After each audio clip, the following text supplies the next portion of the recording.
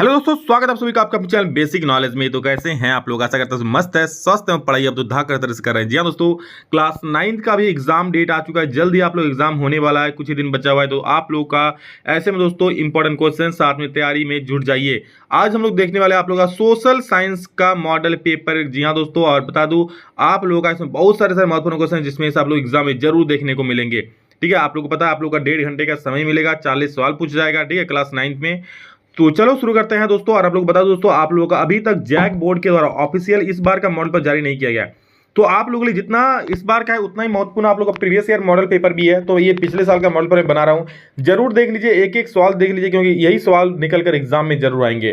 तो चलो देखते हैं पहला सवाल क्या है। 1815 ईस्वी में किस युद्ध में फ्रांस की हार हुई? हर नहीं दोस्तों, हार होगा। ठीक है, तो एक का सही उत्तर दोस्तों हो जाएगा वाटरलू। वाटरलू का युद्ध में दोस्तों फ्रांस की इसमें हार हो गई थी। ठीक है, 1815 ईस्वी में। नेक्स्ट, क्रांति से पहले फ्रांसीसी समाज कितने वर्गों में विभक्त यानी बटा हुआ था? ठीक है, फ्रांसीसी क्रांति से पहले मतलब क्रांति से पहले फ्रांसीसी समाज कितने वर्गों में विभाजित था? तो दोस्तों ये 3 वर्गों में विभाजित था। ठीक है, 3 वर्ग कौन कौन से थे? तो पादरी वर्ग, कुलीन वर्ग और वकील वर्ग थे। नेक्स्ट क्वेश्चन हमारा, चर्च के विशेष कार्य को करने वाले व्यक्तियों के समूह को क्या कहा जाता था? दोस्तों चर्च के जो विशेष कार्य करते थे यानी चर्च में जो स्पेशल कुछ कार्य करते थे उनको क्या कहा जाता था? उन लोगों को दोस्तों पादरी वर्ग कहा जाता था। ठीक है, जो चर्च में रहते थे उनका कार्य करते थे उनको क्या कहा जाता था? तो पादरी वर्ग कहा जाता था। एक एक सवाल महत्वपूर्ण, इसलिए स्किप नहीं कीजिएगा। क्या पता अगर स्किप कर दे और एग्जाम में वो सवाल आ गया तो फिर दिक्कत हो जाएगा। फ्रांस का संविधान किस वर्ष बना दोस्तों? तो फ्रांस का संविधान बना था 1791 में। तो 4 का सही उत्तर हो जाएगा ऑप्शन नंबर ग 1791 ईस्वी में दोस्तों फ्रांस का संविधान बना था। फ्रांस में 1793 से 1794 के ईस्वी के मध्य के काल को किस नाम से जाना जाता है? बोला फ्रांस में 1793 से 94 के बीच जो काल है उसके बीच में उसको क्या बोला जाता है? तो 5 का सही उत्तर दोस्तों हो जाए आतंक का राज। ठीक है, उसको क्या बोलता है? आतंक का राज। ठीक है, आतंक राज। ठीक है, तो 5 का सही उत्तर क्या हो जाएगा? आतंक का राज। नेक्स्ट 1917 नंबर, सॉरी 1917 बोले 6 नंबर सवाल क्या बोला? 1917 से पूर्व रूस पर किसका शासन था? 1917 से पूर्व रूस पर दोस्तों किसका शासन था? तो 6 का सही उत्तर हो जाए ऑप्शन नंबर घ जार निकोलस का शासन था। ठीक, जार निकोलस चतुर्थ, यानी कि ये घ बिल्कुल सही उत्तर हो जाएगा। और नेक्स्ट क्वेश्चन, और ये आप लोग का नेक्स्ट होमवर्क रहेगा, आप लोग बताना जरूर कमेंट में कि रूसी सांसद का नाम क्या था। आसान सवाल है, आप लोग कमेंट में जरूर बोलना। संसद भवन, कांग्रेस की, पार्लियामेंट की, ड्यूमा। बहुत आसान है, तीनों नाम जानते हैं, जो चौथा नाम नहीं जानते वही आंसर हो जाएगा। बोलेस्विक पार्टी का नेता कौन था भैया? तो 8 का सही उत्तर क्या हो जाएगा? क लेनिन। बोलेस्विक पार्टी का नेता कौन हो जाएगा? तो लेनिन हो जाएगा। रूसी क्रांतियों के मुख्य उद्देश्य क्या थे? इनका मुख्य उद्देश्य क्या था? प्रथम विश्व युद्ध से रूस को हटाना, जमीन किसानों को देना, कारखानों पर मजदूरों का नियंत्रण, गैर रूसी जातियों को समानता का दर्जा देना। तो 9 का सही उत्तर क्या होगा? बिल्कुल दोस्तों, ये जो चारों थे ना, चारों उनका उद्देश्य था, यानी कि उपरोक्त सभी इसका सही उत्तर हो जाएगा। ठीक है, घ इसका बिल्कुल सभी उत्तर सही उत्तर हो जाएगा, क्योंकि सभी सही है, सभी उनका उद्देश्य था रूसी क्रांतिकारियों का। ठीक है, खूनी रविवार के नाम से किस दिन को जाना जाता है? दोस्तों खूनी रविवार के नाम से दोस्तों आप लोगों को जाना जाता है, यहाँ पर एक भी ऑप्शन सही नहीं आ रहा। ठीक है, 22 जनवरी होता है। ठीक है, 22 जनवरी 1905, तो 20 जनवरी यहाँ पर दिया हुआ है, तो आप लोग यहाँ 22 जनवरी एग्जैक्ट डेट 22 जनवरी 1905 होता है, याद रखना। ठीक, नेक्स्ट क्वेश्चन देखो क्या है। भारत का क्षेत्रफल विश्व के कुल क्षेत्रफल का कितना % है? भारत का जो एरिया है पूरे वर्ल्ड का एरिया का कितना % है? तो ये दोस्तों है ओनली 2.4%, जो कि कम नहीं है, बहुत ज़्यादा है। ठीक है, अगला सवाल है, भारत की मान्य यामोत्तर रेखा कौन सी है? दोस्तों भारत की मान्य यामोत्तर रेखा है 82 डिग्री 82.30 अंश पूर्वी देशांतर होता है। ठीक है, ये आपका हो जाएगा 12 का ग सही हो जाएगा। नेक्स्ट क्वेश्चन 13 नंबर देखिए, कर्क रेखा किस राज्य से नहीं गुजरती है? दोस्तों गुजरात, मध्य प्रदेश, झारखंड। मित्र पर गमछा झाड़ सभी पर गुजरता है, और ये जो है उड़ीसा से आपका नहीं गुजरता है, तो घ नंबर सही हो जाएगा। विश्व का सबसे ऊंचा शिखर माउंट एवरेस्ट किस देश में स्थित है? बोला विश्व का सबसे ऊंचा माउंट एवरेस्ट कौन सा देश में है? तो ये आपका नेपाल में है। ठीक है, सबसे ऊंचा माउंट एवरेस्ट नेपाल में है। नाम क्या है कमेंट में बोलना आप लोग। 15 में देखो क्या है, एक स्थलीय भाग जो तीनों ओर से समुद्र से घिरा उसे क्या बोलते हैं? जो तीनों ओर से समुद्र से घिरा होता है दोस्तों उसे हम लोग प्रायद्वीप बोलते हैं। ऑप्शन नंबर ग सही हो जाएगा। नेक्स्ट क्वेश्चन 16 नंबर, बाढ़ वाले मैदानों के नए तथा युवा निक्षेपों को किस नाम से जाना जाता है? बाढ़ वाले जो नए और युवा निक्षेप मतलब समझो जो नया बाढ़ का मिट्टी बहा कर लाया जाता है उसे क्या बोलते हैं? उसे खादर बोलते हैं ना दोस्त। तो 16 का ग सही हो जाएगा। अगला सवाल देखो क्या बोल रहा है, गोवा के दक्षिण में स्थित पश्चिम तटीय पट्टी को किस नाम से जाना जाता है? गोवा के दक्षिण में स्थित पश्चिम तटीय पट्टी को कौन सा नाम से जाना जाता है? कोई गोवा गया हो घूमने? चलो नहीं गया तो जरूर जाना, अभी पढ़ो। गौ नंबर कोंकण सही हो जाएगा, कोंकण तट बोलता है, ठीक है। किस द्वीप का निर्माण प्रवाल भित्ति से हुआ है? कौन सा द्वीप का निर्माण दोस्तों प्रवाल भित्ति से हुआ है? तो याद रखना लक्षद्वीप। जी हाँ दोस्तों, लक्षद्वीप का निर्माण जो हुआ था प्रवाल भित्ति से हुआ था, याद रखना। नेक्स्ट क्वेश्चन, विश्व की सबसे बड़ी अफवाह द्रोणी किस नदी का है? सबसे बड़ी अफवाह द्रोणी दोस्तों आप लोग उसी का नाम है जिस साइड से आप लोग ऑर्डर करते हो, अमेजन। जी हाँ, अमेजन जिस प्रकार से हर जगह पर सामान पहुंचा है उस प्रकार अमेजन नदी भी बहुत बड़ी है। नेक्स्ट, कौन सी नदी अरब सागर में गिरती है? कौन सी नदी भैया अरब सागर में गिरती है? तो नर्मदा। नर्मदा नदी दोस्तों अरब सागर में गिर जाती है, नर्मदा नदी अरब सागर में गिरती है। लामपुर गांव की कितनी प्रतिशत जनसंख्या अपनी आजीविका के लिए कृषि पर, लामपुर नहीं पालमपुर होना चाहिए था यहाँ पर, ठीक है। तो देख लो, पालमपुर गांव की कितनी प्रतिशत जनसंख्या अपनी आजीविका के लिए कृषि पर आश्रित है? तो 21 का सही उत्तर ऑप्शन नंबर ग हो जाएगा। लगभग 75%, समझ लो इतनी बड़ी जनसंख्या कृषि पर आधारित है।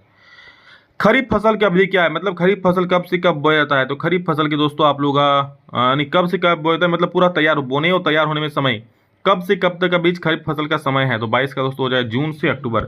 जून जुलाई में बोते हैं, अक्टूबर नवंबर में काट लेते हैं। हरित क्रांति का संबंध किससे है? तो हरित क्रांति हरा भरा तिलहन, यानी कि क्या हो जाएगा 23 का जो सही उत्तर हो जाएगा दोस्तों। अरे भाई साहब, ये खाद्यान्न ना हो जाए, तिलहन नहीं होगा, खाद्यान्न उत्पादन से हो जाए, क्योंकि हरित क्रांति खाने के सामान से हो रहा है ना, पेड़ पौधे मतलब कुछ अनाज उगाओ, ये उगाओ, हरित क्रांति उससे संबंधित था, अनाज उगाने के समय तो खाद्यान्न से हो जाएगा। नेक्स्ट हम लोग का है, निम्न में से कौन कार्यशील पूंजी का उदाहरण? ऐसा पूंजी जो कार्य में आएगा। तो क्या कैश, नगद, नगद भैया कैश, रोकड़ा, रोकड़ा काम में आएगा। तो 24 का सही उत्तर क्या हो जाएगा? नगद पैसा और कच्चा माल हो जाएगा। निम्नलिखित में से कौन एक गैर कृषि क्रिया है? गैर कृषि मतलब कृषि क्रिया नहीं है, खेतों की जुताई करना, सिंचाई करना, फसल की देखभाल करना, खाद एवं बीज की बिक्री करना। तो ये भी किस कृषि है, सिंचाई करना भी कृषि है, फसल की देखभाल करना भी कृषि है, पर खाद एवं बीजों की बिक्री करना कृषि नहीं है, ये दुकानदारी है। नीचे दिए गए कथनों को ध्यानपूर्वक पढ़िए। कथन 1 बोल रहा है कि जब मानव संसाधन को शिक्षा तथा स्वास्थ्य के द्वारा विकसित किया जाता है, जब मानव संसाधन को, ठीक है, जब मानव संसाधन को स्वास्थ्य तथा शिक्षा के द्वारा विकसित किया जाता है तब इसे मानव पूंजी निर्माण कहते हैं। और दूसरा हो रहा है कि मानव पूंजी में निवेश भौतिक पूंजी की भांति ही प्रतिफल प्रदान करता है। तो इसका सही उत्तर क्या हो जाएगा? केवल एक कथन सही है, केवल दो सही है, कथन 1 और 2 दोनों सही है कि 1 और 2 दोनों गलत है। तो दोस्तों क्या बोल रहा है, ध्यान से सुनिए आप लोग, ठीक है। बोल रहा है क्या कि मानव संसाधन को शिक्षा तथा स्वास्थ्य के द्वारा विकसित किया, बिल्कुल किया जाता है। शिक्षा बढ़ेगा, अच्छा होगा, स्वास्थ्य अच्छा होगा तो बिल्कुल मानव संसाधन का विकास बढ़ेगा, मानव संसाधन बढ़ेगा।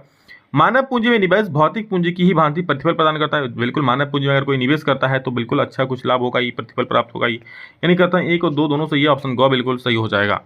अगला सवाल, किस प्रकार की जनसंख्या अर्थव्यवस्था की परिसंपत्ति है? तो शिक्षित एवं स्वस्थ जनसंख्या, शिक्षित एवं अस्वस्थ जनसंख्या, अशिक्षित। तो बिल्कुल अर्थव्यवस्था के लिए कौन सी जनसंख्या अच्छी है? अच्छी, आप लोग जान सकते हो, शिक्षित एवं स्वस्थ जनसंख्या जो है ये अर्थव्यवस्था के लिए पूरा पूरी अच्छी है। 28 में देखो, नीचे दिए गए कथनों में से कौन सा कथन बेरोजगारी को सही तरीके से परिभाषित करता है? 28 का जो सही उत्तर दोस्तों हो जाएगा, जब प्रचलित मजदूरी की दर पर काम करने के इच्छुक व्यक्ति को रोजगार नहीं मिलता है, ठीक है। मतलब जब कोई रोजगारी दर चल रहा है कि हाँ 8 घंटा काम करेगा तुमको 400 रुपया मिलेगा, इसमें भी लोगों को काम नहीं मिल रहा है, तो बोलेंगे भैया बेरोजगारी चरम पर है। तो जब प्रचलित मजदूरी दर, जो मजदूरी दर चल रहा है और उस पर बच्चों को मतलब जो काम करना चाहिए उसको काम नहीं मिल रहा है, तो कह सकते हो मजदूरी मतलब बेरोजगार ही है, ठीक है। नेक्स्ट क्वेश्चन क्या देखिए, प्राथमिक शिक्षा में नामांकन के लिए कौन से कार्य चलाए गए हैं? प्राथमिक शिक्षा में नामांकन के लिए सेतु पाठ्यक्रम, स्कूल लौटो शिविर, ये दोनों चलाए गए हैं। तो 29 का दोनों उत्तर सही हो जाएगा, गौ बिल्कुल सही जवाब हो जाएगा। मौसमी बेरोजगारी से क्या तात्पर्य है? तो मौसमी बेरोजगारी यानी जब किसी खास फसली मौसम में ही रोजगार मिलता है। जैसे भैया धान लग रहा है तो धान रोपाई कटाई में सबको नौकरी मिल गया, काम मिल गया, लेकिन जब उसके बाद वाला मौसम में सब घर में बैठा हुआ है, आलू छिल रहा है, तो ये आपका हो जाएगा मौसमी बेरोजगारी। क्या हो जाएगा? जो मौसम में काम मिलता है, धान का मौसम में मिल गया, तो खास मौसम में रोजगार मिलना ही मौसमी बेरोजगारी कहलाता है। मतलब रोजगार मिलता है आधा महीना नहीं मिलेगा, आधा साल मिलेगा, आधा साल नहीं मिलेगा। लोकतंत्र का शाब्दिक अर्थ क्या है? कानून का शासन, लोगों का शासन, राजा का शासन। बच्चा नींद में बोल देगा लोगों का शासन। लोकतंत्र यानी लोक का शासन, लोगों का शासन, आपका शासन, मेरा शासन, सबका शासन। इनमें से कौन लोकतंत्र की विशेषता नहीं है? 32 में सवाल देखिए, कौन दोस्तों लोकतंत्र की विशेषता नहीं है? तो 32 का जो सही उत्तर आपका हो जाएगा, एक ही राजनीतिक दल का शासन। बिल्कुल भी ये बर्दाश्त नहीं होगा। लोकतंत्र मतलब ऐसा थोड़ी है कि एक ही राजनीतिक दल हमेशा शासन करेगा, तब तो क्या बोलता है उसको, तानाशाह हो गया, राजतंत्र हो गया। तानाशाह नहीं, राजतंत्र हो गया। इनमें से क्या बोल रहा है कि इनमें से कौन सा कथन गलत है? 33 का सही उत्तर क्या होगा? देख लो यहाँ पर क्या बोल रहा है। गौ नंबर देखो, लोकतंत्र शासन का एक रूप है जिसमें वंशानुगत शासक द्वारा शासन चलाया जाता है। ये सही है क्या? लोकतंत्र शासन का एक रूप है जिसमें वंशानुगत शासन, अरे भाई साहब इसमें हम लोग चुनाव करते हैं, वंश का कोई नहीं आएगा, जो वोट में जीतेगा वही आगे आएगा। ऐसा नहीं, अब ऐसा नहीं होता है कि राजा का बेटा ही राजा बनेगा, अब ऐसा नहीं होगा। अब राजा वो भी बनेगा जिसमें, राजा वही बनेगा जिसमें सच में हकदार होगा राजा का। 33 का गवा बिल्कुल सही हो जाएगा। ठीक है, अब राजा का बेटा राजा नहीं बनेगा, अब राजा वही बनेगा जिसमें हक होगा। इनमें से कौन सा तर्क लोकतंत्र के पक्ष में अच्छा नहीं है? भाई साहब सब लोकतंत्र को बुरा करने में तुले हुए हो। लोकतंत्र के पक्ष में कौन सा तर्क अच्छा नहीं है? तो लोकतंत्र नागरिकों का सम्मान नहीं बढ़ाता है। बिल्कुल, लोकतंत्र नागरिकों का सम्मान बढ़ाता है जी, आपको वोट देने का अधिकार देता है, आपको अपना अधिकार देता है, समझ लो। पाकिस्तान में जनरल परवेज मुशर्रफ ने कब सैनिक तख्तापलट की अगुवाई की? तो 35 का जो सही उत्तर हो जाएगा 1999 में, 1999 में दोस्तों परवेज मुशर्रफ ने सैनिक तख्तापलट की अगुवाई की थी। अगला सवाल है हमारा कि दक्षिण अफ्रीका कब स्वतंत्र हुआ? 36 नंबर सवाल, इसका सही उत्तर दोस्तों हो जाएगा 1994 ईस्वी। 1994 ईस्वी में दक्षिण अफ्रीका आजाद यानी कि स्वतंत्र रूप से स्वतंत्र हो गया था। रंगभेद की नीति इनमें से किस देश में प्रचलित थे? रंगभेद किस देश में प्रचलित थी दोस्तों? तो दक्षिण अफ्रीका में। आपको जानते हैं काला गोरा का रंगभेद चला था, काले गोरे का भेद नहीं हर दिल से नाता है, हम प्यार सुनाने वाले हैं, हम प्यार सुनाते हैं, ऐसा कुछ गाना था, याद आ गया।